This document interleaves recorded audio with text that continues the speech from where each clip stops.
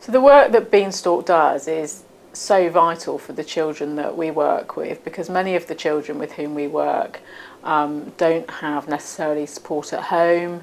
or certainly parents might struggle to find time to read with them. So our work is very important in helping children develop confident reading skills, but bigger than that almost, I think, from our work with the volunteers with the children, is that for many of the children that we work with, they're often the only consistent adults in that child's life, because quite a lot of the children that we work with are looked after by the state. So as well as helping develop confident reading skills, they also help develop their confidence and self-esteem. They help them build their ability to have great conversations, which then in turn, as they start to learn to read, also aids comprehension. And equally, many of our volunteers, particularly who've come from the world of work or from a corporate reading scheme background, help to raise the aspirations of our children and open up their eyes to the world of possibility that exists beyond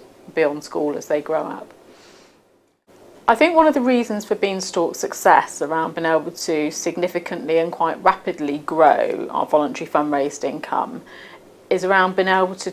put together the business case for support and to create a sense of urgency which really identifies for people why it's such an important cause and what happens, what's the jeopardy of not intervening. So to be able to talk about the longer term social and economic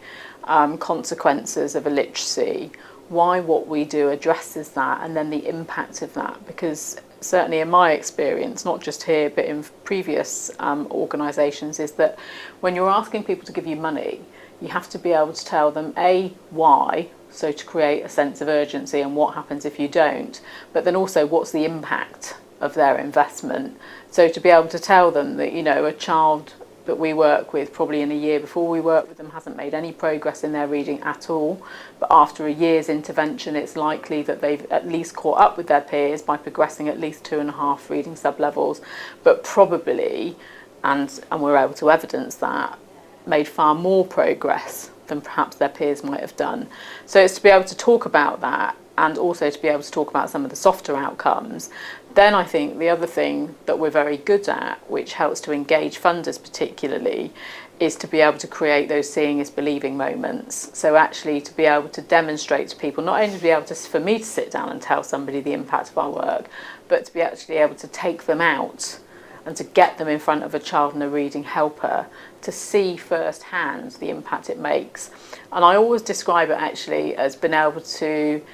translate it from a head to heart rationale, because organisations, I would say, which find it probably easier to raise significant sums of money, so, you know, organisations that provide opportunities for terminally ill children, lots of animal charities have huge income and very diverse income, because it's that heart connection, it has an emotional tug on people's heartstrings. Well, when you're talking about, you know, the kind of the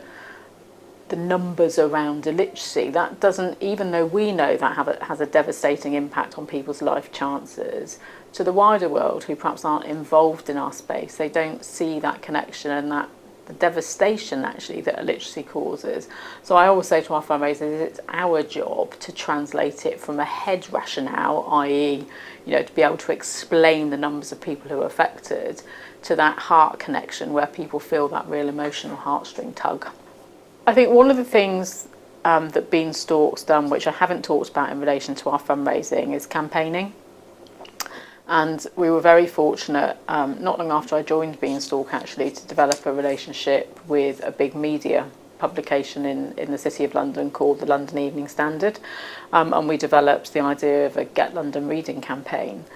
And the purpose of that from very early on was to not only to raise the profile of the organisation, but also to be able to recruit more volunteer reading helpers to the organisation, but then also to raise significant funds. And I think the beauty of that campaign and why it worked so well in raising £1 million for Beanstalk is that it was a really clear and simple ask. You know, if you can donate £540, that will pay for 3 children to have, you know, their life chances transformed over the course of the next year. And And so people really understood that, and that seemed like a really cost-effective, way of having a huge impact for people. And that spoke to people of all ages, and I think, and across all different potential strands of income for us. It brought on board people who went on to become longer term supporters from a philanthropic perspective. So we had philanthropists gave money in that. It brought on board corporate relationships that then went on to become long-standing corporate relationships. But it also helped to generate hundreds and hundreds and hundreds of new volunteer inquiries that otherwise we wouldn't have had. So I think that was very innovative and probably something quite different that no other literacy charity, I don't think, had done at that point. Whenever I talk about fundraising within Beanstalk, I always, my mantra is everyone's a fundraiser, because we all have the capacity to be able to help our organisation raise funds. Of course, we have a core team of fundraisers whose job it is and who own the targets to be able to raise the money, but all of our staff are involved in actually being able to share and tell the stories of success, the children, the volunteers with whom we work. In fact, only just, in this last couple of weeks, we've had a whole raft of case studies come in and been shared from staff across England who work directly with children and volunteers, which then enables us to be able to remain, be able to continue to tell relevant stories to potential funders, and to then be able to take them out and show them the work. I think when an organisation wants to start to diversify its funding and start to look at new areas of funding, I would say that one of the most important things is that it has to come from the very top of the organisation, and everybody has to buy in and believe that that's possible, because all too often I hear in other organisations that I help and work with that actually, we don't think that our kind of charity is something that a major donor would want to support or a corporate would want to support. Well, I always say to my fundraising team, if you believe you can't, you definitely won't. But if you believe you can, then you definitely will. So I think it is about taking small steps, believing that you can do it, and then setting out on the journey.